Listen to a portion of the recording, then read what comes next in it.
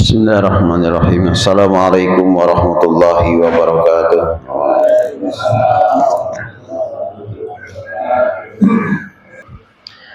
Hadirin yang dimuliakan Allah, ya. Karena itu mumpung masih beberapa hari lagi di bulan Ramadan ini, ya. Dan kita mengambil keberkahan dari bulan Ramadan ini, yaitu mengawali pembahasan sesuai usulan kawan-kawan kemarin. Kita membahas tentang tafsir-tafsir Al-Quran, ya, surat-surat yang ada di dalam Al-Quran. Dan ini saya bawakan satu kitab tafsir Al-Quran yang disebut dengan tafsir Jalalain, ya. Tafsir Jalalain, ya. Ini tafsir Jalalain, ya.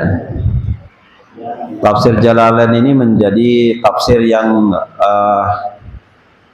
ibaratnya satu kitab wajib, baik di pesantren maupun di perguruan tinggi. Kalau perguruan tinggi mereka mengandalkan terjemahnya, ya, terjemah dari tafsir Jalalain. Tapi kalau dari pesantren yang dibahas langsung dari teks aslinya, ya. Nah ini aman, ada yang nak baca lagi aku pinjamkan, tidak apa-apa ini, ya. Ini siapa nak baca, paham kan? Oh, Pak Camat dulu, ya. Tidak apa-apa, aku pinjamkan. Nak berapa bulan Pak Ustaz? Ya tidak apa-apa, berapa bulan. Ada, baca lah, ya. Iya. Apa Pak Ketua mana itu? Nah, tengok dulu, ya. Bawa ke rumah, tengok dulu. Nah, ini macam mana macamnya, ya. Tidak apa-apa, ya. Ini tafsir Jalalain. Kemudian yang saya bawa ini penjelasan dari tafsir Jalalain, disebut kitab Hasyiatus Shawi, ya. Kitab Hasyiah As-Shawi, ya. Ya, karangan Imam As-Shawi. Ini ada 4 jilid nih, Pak, ya. Ini jilid 1 yang ku bawa. Ini 4 jilid, ya, sebesar ini masing-masing. Kitab tafsir Jalalain itu merupakan salah satu tafsir yang legendaris. Karena apa? Disebut Jalalain itu Jalalain itu artinya dua orang yang agung. Dua orang yang agung. Maksudnya apa? Karena yang mengarang atau yang menafsirkan, yang menulis kitab tafsir Jalalainnya wong duo, ya. Wong duo. Guru dan murid. Guru dan murid. Yang pertama nulisnya Imam Jalaluddin Al-Mahalli. Imam Jalaluddin Al-Mahalli itu salah satu ulama abad pertengahan yang luar biasa, kealimannya, ya, penguasaan ilmunya diakui dunia. Tapi anehnya beliau mengarang kitab ini, menafsirkan Al-Quran tidak dari surat Al-Fatihah. Cacaknya beliau tuh lah tahu, lah di couplingnya dewe istilahnya itu. Dia mengarangnya dari surat Al-Kahfi, ya, dari surat Al-Kahfi pertengahan, ya. Surat Al-Kahfi itu, ya, juz ke 16, ya, 16, ya. Kemudian pertengahan sampai akhir, ya. Padahal Quran itu kan diawali surat Fatihah, ya. Nah, dari beliau mengarangnya justru memulai dari surat Al-Kahfi sampai terakhir. Nah, setelah selesai sampai terakhir menafsirkan, menuliskan kitab tafsir Al-Quran itu sampai surat An-Nas selesai, beliau wafat. Nah, ya, wafat beliau. Nah, wafatnya itu di sini dijelaskan bahwa beliau itu wafat pada tahun 864 Hijriah. Ya. atau kalau mau tahun Masehinya itu 1459 Masehi. Berarti 600 tahun yang lewat. Ini ya. Ini hasil buah karya para ulama-ulama zaman pertengahan. Ya, 600 tahun yang lewat. 1459 itu berarti kalau kita Indonesia ini adalah zaman awal-awal dakwah Wali Songo. Satu zaman dengan Sunan Ampel, ya. Sunan Ampel ya satu zaman dengan apa namanya Sunan Ampel, Sunan Wali Songo yang awal lah, Makdum Sunan Makdum Ibrahim ya, As-Samarqandi ya, Makdum Ibrahim As-Samarqandi, kemudian Sunan Ampel, ini satu zaman berarti ya yang nulis ini. Itu kitab apa namanya Syekh Jalaluddin Al-Mahal, Syekh Jalaluddin Al-Mahalli. Nah,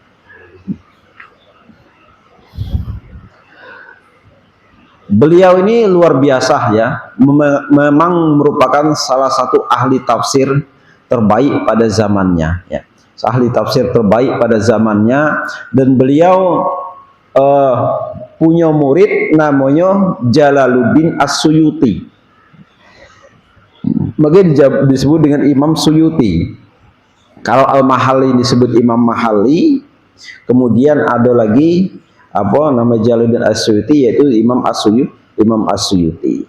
Nah, Imam As-Suyuti ini ya, Imam As-Suyuti ini merupakan murid dari Imam Mahalli tadi. Ya murid ya.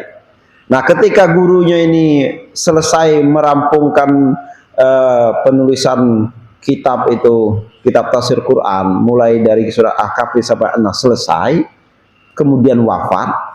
Nah, akhirnya beliau meneruskan karangan gurunya itu tadi. Nah, mulailah beliau menafsirkan mulai surat Al-Fatihah juz pertama sampai kaki surat Al-Kahfi ya, surat Al-Kahfi juz 16. Inilah yang ditulis oleh Imam Jalaluddin As-Suyuti. Jadi penulisan pengarangan kitab ini termasuk salah ya anehnya karena apa? Tidak biasanya ulama itu ngarang kitab itu mulai dari pertengahan istilah nafsir itu. Tidak biasanya ya, kecuali ini. Makanya para ulama-ulama juga meyakini bahwa kitab tafsir Jalalain itu salah satu kitab yang memiliki keberkahan yang luar biasa. Karena dari awalnya itulah diawali dengan sesuatu yang agak heboh ya. Pada waktu itu kan agak heboh itu. Kok ngarang kitab kok dari tengah ya, menafsirkan Quran dari tengah, ngapain tidak dari surat awal. Nah ini ya, jadi banyak yang apa namanya banyak yang mempertanyakan juga waktu itu ya. Ternyata Syekh Jalaluddin Al-Mahalli ini mungkin salah satu dari karomah beliau, cacanya para ulama-ulama model itu kan sebenarnya Allah tahu lah bisa memprediksi beliau tuh wafat itu cak mana kan masuk min auliyaillah, wali-wali Allah.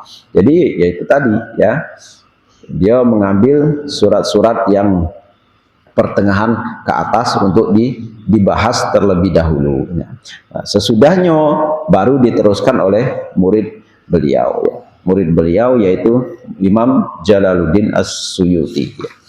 Jadi tafsir Jalalain ini ya, di sini disebutkan alladzi qama bihi alimani kabirani min ajali ulama'il muslimin wa huma almarhumani Jalaluddin Al-Mahalli wa Jalaluddin As-Suyuti.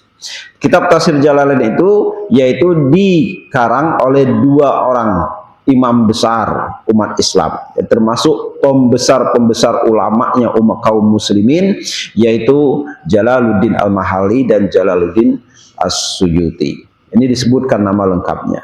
Jalaluddin Al-Mahalli itu yaitu namanya Muhammad bin Ahmad bin Ibrahim bin Ahmad bin Hashim bin Al-Mahalli Al-Misri, wong Mesir ya. Wong Mesir As-Syafi'i. As-Syafi'i berarti mazhab Syafi'i, mazhab Imam Syafi'i.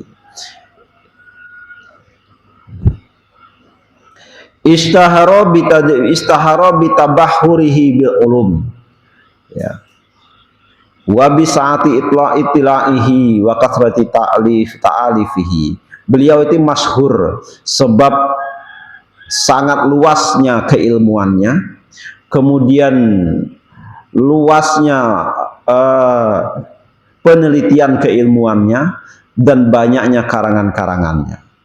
Dan kitab Al-Mahali itu juga nanti ada dalam kitab fikih. Beliau juga menulis satu kitab fikih. Kitab fikihnya kalau di pesantrenku, kalau sudah fikih mencapai kitab Mahali itu sudah tingkat tinggi, ya. Fikihnya sudah pembahasan ilmu fikih tingkat tinggi itu sudah, karena kalau sudah mencapai istilahnya ngaji kitab Mahali, yaitu ya, Mahali. Wa kana mufassiran faqihan mutakalliman usuliyan nahwiyan mantiqiyan. Dan Imam Jalaluddin Al-Mahali ini adalah ahli tafsir, ahli fikih, ahli usuluddin, ahli usul fikih, ahli nahu, dan ahli mantik, ya, ahli mantik. Jadi hampir semua penguasaan ilmu agama itu dikuasai oleh beliau. Kemudian yang kedua, muridnya yaitu Imam Jalaluddin As-Suyuti, ya. Imam Jalaluddin As-Suyuti ini wafat, disebutkan tadi kalau di pucuk tadi wafat Imam Jalaluddin Al-Mahali wafat pada tahun 864. Kemudian Imam Jalaluddin As-Suyuti wafat pada tahun 911, ya. 911. Lahirnya pada tahun 849. Ya. Jadi ketika masih kecil, ya, ketika masih kecil beliau ini sudah berguru, ya, sudah berguru dengan Imam Jalaluddin Al-Mahali, ya. Selisihnya ketika tahun 4964 itu berapa tahun? 15 tahun, ya. Nah, 15 tahun, ya. Jadi ketika berarti belum umur 15 tahun beliau itu sudah berguru dengan Imam Al-Mahali. Kemudian dikembangkan lagi keilmuannya, ya, sehingga kemudian menjadi meneruskan karangan kitab gurunya itu.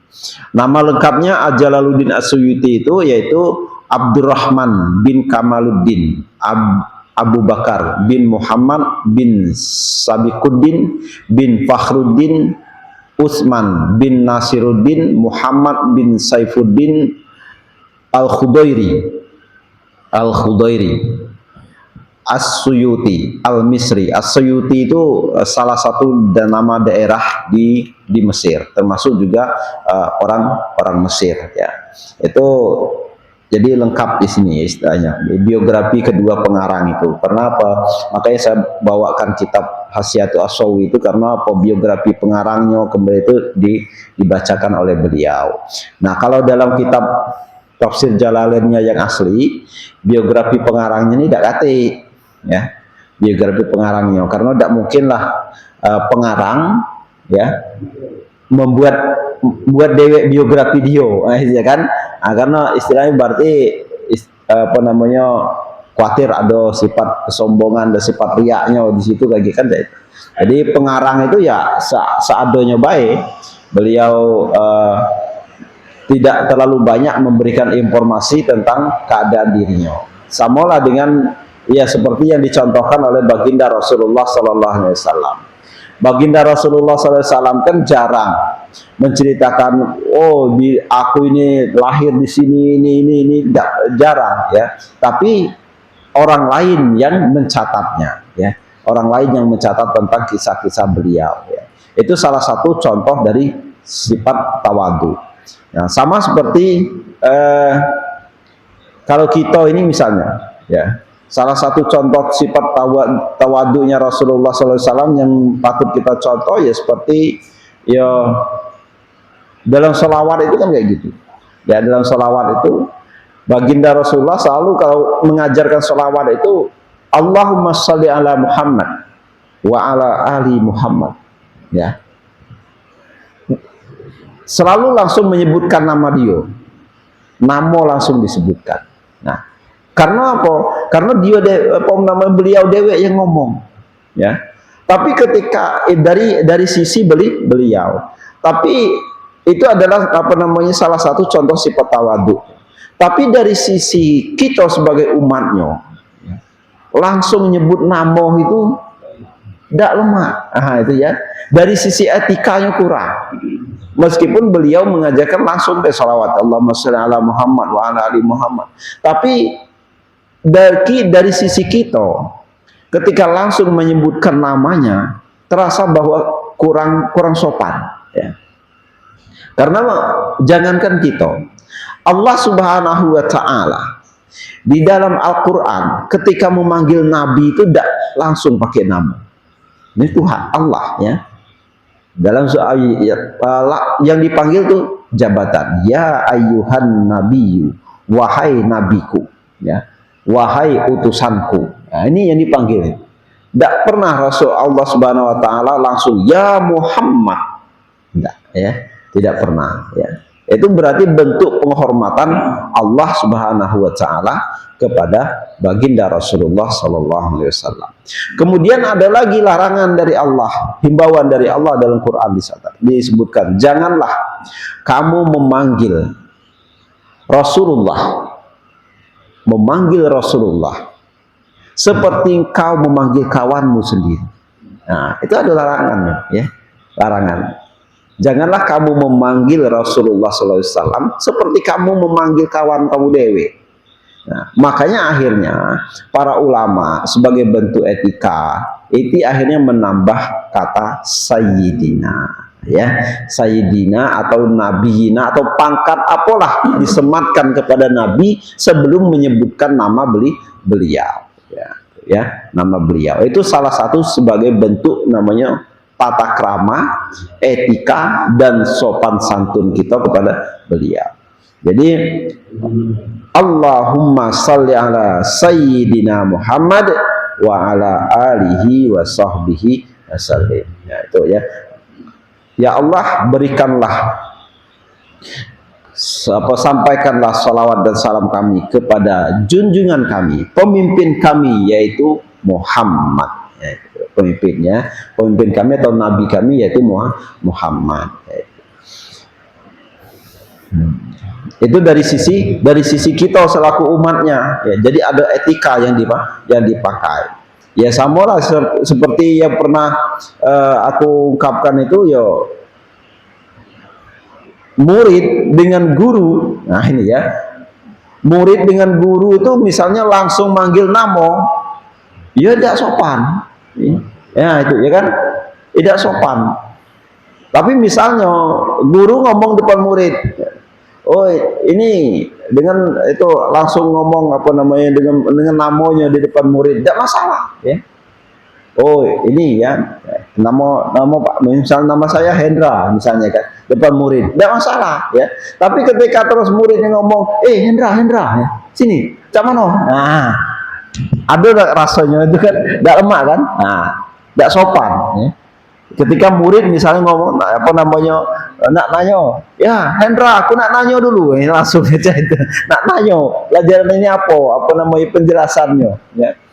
Nah ketika langsung menyebutkan nama maka sangat terasa tidak sopan dan tidak beretika. Inilah batasan-batasan, ya, yang diajarkan dalam agama kita. Makanya kita kemudian kalau dalam bahasa kita tuh ada Pak, panggilan kan, ada Bapak, ada Om, ya, ada Pak D, yang penting diawali dulu, ya. Nah, Om siapa? Om Hamka misalnya kan, Om Hamka, Pak D misalnya kan, Pak D Sapo itu kan model itu, ya, Wawa. Nah ini Wak Sapo. Jadi ada awalannya dulu, ya, ada awalan dulu sebagai apa, bentuk penghormatan kepada mereka. Nenek, ya, Nek Nang, nah, sama seperti itu, ya, Nek Nang, ya. Nah kalau sama cocong langsung manggil namo ke kita, yo tetap kena marah, ya kan? Dimarah. Karena apa? Tidak sopan, ya. Cocong manggil langsung namo, ya. Nah ini itu dia ya ditegur jelas, ya ditegur karena apa? Tidak sopan. Pasti ada panggilan, yang dipanggil itu tetap sesuatu yang melekat, baik itu jabatan, baik jabatan meski jabatan apalah, jabatan keluarga lah, jabatan keluarga itu ya itu tadi ya, bapak, nenek, paman, wawa, itu namanya jabatan keluarga, ataupun dalam jabatan di masyarakat, ya. Jadi itulah salah satu hal, ya, yang merupakan etika di dalam agama kita. Nah, Imam Jalaluddin Al-Mahalli dan Imam Jalaluddin As-Suyuti, dia tidak menuliskan biografinya di dalam karangan-karangannya, ya. Karena sebagai salah satu bentuk tawadhu, ya, bentuk rendah hati beliau, bahwasanya beliau tidak meminta pujian, tidak meminta pujian dan lain-lain sebagainya. Tetapi kayak kita wong Islam yang awam ini, ya rasa-rasanya ya wajar memuji beliau, ya kan gitu ya, wajar. Karena apa? Karya beliau ini bayangkanlah 600 tahun, ya, masih melegenda sampai sekarang dan jadi pegangan wajib. Inilah yang disebut dengan ilmu jariyah, itu ya seperti ini, ilmu yang bermanfaat seperti ini, ya, karangan beliau. Jadi satu hal yang terus menerus, ya, bisa dikembangkan sampai kapanpun. Karena ulama-ulama berikutnya, ya, ulama-ulama berikutnya ini menafsirkan Al-Quran nanti berdasarkan penafsiran ulama-ulama yang terdahulu, referensinya, ya. Termasuk referensi wajib itu kitab tafsir Jalalain, ya. Jadi hadirin yang dimuliakan Allah Subhanahu wa taala, inilah kita perkenalan dulu dengan beliau, ya. Kita nak maco kitab karangan beliau, ya, kita nak perkenalan dulu, tahu dulu siapa sebenarnya. Taju jadi tanda tanya, kitab Pak Ustadz itu kata tafsir Jalalain, apa tafsir Jalalain? Itu ya. Jadi ganjaran pula. Nah, kalau sudah dijelaskan sebelumnya bahwa pengarangnya ini, ya, maka kemudian tidak ada ganjaran lagi. Nah, Imam Jalaluddin As-Suyuti, ya, dalam kitab karangannya Mbah Mun, ya, kitab karangannya Mbah Mun, itu beliau menyebutkan Imam Jalaluddin As-Suyuti ini sebagai salah satu mujaddid, ya, mujaddid atau pembaharu reformis dalam agama Islam abad ke-10 Hijriah, ya, abad ke-10 Hijriah. Siapa tuh? Ya, yaitu Imam Jalaluddin As-Suyuti, ya.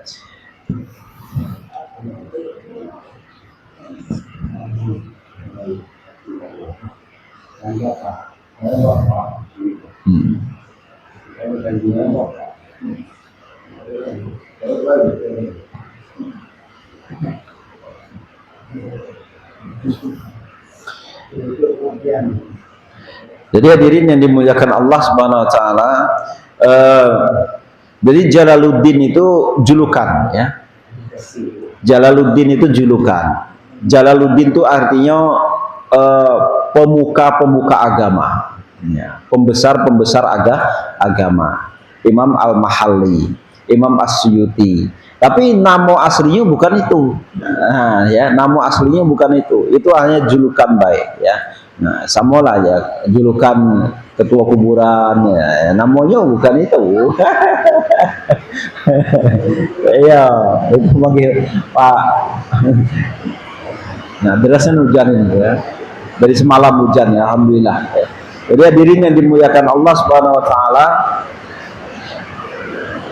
Kemudian kitab Jalaluddin As-Suyuti yang akan kita bacakan ini dijelaskan juga oleh namanya Imam As-Sawi. Imam As-Sawi yang kita baca ini. Imam As-Sawi ini lahir pada tahun, di sini disebutkan pada tahun 1175. 1175 lahirnya, wafatnya 1241 Hijriah atau bertepatan dengan 1761 Masehi. Ini Imam As-Sawi yang menjelaskan, yang menguraikan dari kata-kata yang nanti yang ada di dalam tafsir Jalalain ini. Nah, kalau tahun 1761 nanti meninggalnya tahun 1825. Nah, ini berarti bisa dikatakan satu tingkat, satu kurun dengan di atas Imam Nawawi Banten. Imam Nawawi Banten. Nah, Indonesia ini mulai ada ulama-ulama muncul yang dari wong asli Indonesia itu mulai zaman Imam Nawawi Banten, ya. Mulai Imam Nawawi Banten inilah nanti mulai muncul ulama-ulama yang berasal asli Indonesia. Kalau sebelumnya belum ada, ya. Karena apa? Ya karena banyak hal lah yang mempengaruhi, ya. Posisi kita waktu itu kan Indonesia juga masih dijajah Belanda. Akses pendidikan dibatasi dan lain-lain sebagainya, ya. Nah, mulai tahun 1800-an muncul Imam Nawawi Banten. Berarti Imam Sawi ini di satu masa di atas Imam Nawawi Banten. Nah, Imam Nawawi Banten, ya, nanti ya, Imam Nawawi Banten ini mengarang kitab namanya kitab Tafsir Munir, Tafsir Al-Munir. Nah, Tafsir Munir ini juga jadi kitab wajib, pegangan wajib seluruh pelajar Islam di berbagai belahan dunia. Ini ya hebatnya ulama kita, ya. Mulai dari Mesir sampai Maroko, ya, semuanya pasti kalau namanya belajar tafsir, mereka pasti nanti akan membaca kitab Tafsir Munir karangan Imam Nawawi Banten. Nah, mulai beliau itulah mulai muncul ulama-ulama asli Indonesia. Ulama-ulama asli Indonesia itu tahun 1800-an. Itu imam satu atas di masa Imam Nawawi itu ada nama Imam As-Sawi. Imam As-Sawi namanya Ahmad bin Muhammad As-Sawi Al-Misri, juga wong Mesir, ya. Al-Maliki. Nah, Al-Maliki mazhabnya Imam Malik. Mazhab Imam Malik. Ulama-ulama dulu itu memang mengidentikan dirinya dengan mazhab. Nah, ulama-ulama zaman dulu, ya. Sekarang ini lah Islam yang baru-baru ini akhirnya mereka tidak galak pemazhab. Nah, karena perasaan lah itu apa namanya pacak galo istilahnya. Pacak galo atau bahkan saking tidak tahunya akhirnya mereka tidak galak pemazhab. Akhirnya apa namanya sikap keagamaannya akhirnya agak ngawur-ngawur akhirnya sekarang, ya. Jadi kalau ulama zaman dulu mengidentikan dirinya dengan mazhab yang dia pakai. Seperti Imam As-Sawi, dia mengomentari atau menjelaskan tafsir Al-Jalalain. Tafsir Jalalain ini seluruhnya dikarang oleh Imam mazhab Syafi'i. Tapi Imam As-Sawi dewe itu mazhab Imam mazhab Maliki. Ya tidak masalah seperti itu. Ya, itulah namanya ilmu pengetahuan, ya. Ilmu pengetahuan. Imam As-Sawi Al-Maulud fi Sha'il Hajar ala Sati'in Nil. Imam As-Sawi dilahirkan di salah satu rumah, ya, di pinggiran Sungai Nil, Oh, ini ya, yang bertepatan tahun 1175 Hijriah atau 1761 Masehi. Wafat di Madinah. Nah, wafat di Madinah tahun 1241 Hijriah atau bertepatan 1825 Masehi. Nah, ini Imam As-Sawi ya, yang menjadi rujukan kita pada dalam beberapa pembahasan ke depan ya. Inilah ulama-ulama yang menjadi rujukan utama kita dalam pembahasan ke depan. Jadi maksudnya apa? Maksudnya dalam membaca tafsir itu nanti pemahaman-pemahaman tafsir Al-Quran yang kita pahami tadi memang didasarkan dengan panduan dan tuntunan para ulama yang memang ahli di bidangnya ya. Bukan berdasarkan pemikiran penafsirannya Pak Ustadz misalnya, bukan ya. Aku cuman mengutip penafsiran para ulama-ulama ini karena apa? Ya model kita wong awam ini kan ya sekedar bisa baca baik ya. Aku ya sekedar bisa baca baik ya. Bisa baca terus translate ya. Menerjemahkan terus ditambah keterangan sedikit-sedikit. Nah, itulah mungkin bisa memudahkan pemahaman kita dalam menafsiri Al-Quran dan dalam menafsiri Al-Quran, yaitu yang menjadi kalamullah dan menjadi pedoman bagi kehidupan kita. Karena apa? Karena sesungguhnya Al-Quran itu memang dalam sebagian ayat dia bisa dipahami dan mudah dipahami oleh siapapun ya, bukan cuma wong Islam baik, wong kafir pun ya, dalam beberapa ayat, dalam beberapa surat ketika membaca Al-Quran itu langsung paham bisa. Tetapi ketika berhubungan dengan ayat-ayatul ahkam, ayat-ayat hukum, nah ini hanya bisa dipahami oleh orang-orang yang ahli di bidangnya ya. Nah, untuk membedakan ayat-ayat yang hukum dan tidak itu ya butuh ahli lagi, ulama lagi. Nah, ya. Kita mana udah tahu, oh ini masuk ayat hukum, masuk ayat sejarah, masuk ayat tentang akidah, iman dan lain sebagainya. Ini tentu ayat tentang janji Allah, tentang ancamannya Allah, kan banyak semuanya itu ya. Tentang sejarah dan lain sebagainya ya. Nah, ya seperti yang surat Al-Ikhlas ya, surat Al-Ikhlas itu kan, qul huwallahu ahad Allahus samad lam yalid walam yulad walam yakul lahu kufuwan ahad. Bahasanya sangat sederhana. Surat Al-Ikhlas itu bahasanya sangat sederhana. Ketika dibaca terjemahnya, siapapun langsung paham, ya, langsung paham. Mudah nian berarti. Katakan bahwasanya Allah itu Maha Esa. Lam yalid walam yulad, tidak beranak dan tidak diperanakkan. Ya, nah ini ya, tidak beranak dan tidak diperanakkan. Walam yakul lahu kufuwan ahad. Dan Allah itu tidak ada saingannya. Nah ini ya, tidak ada yang menyamai satupun yang bisa menyamai Allah Subhanahu wa ta'ala. Nah ini maknanya kan sangat simpel.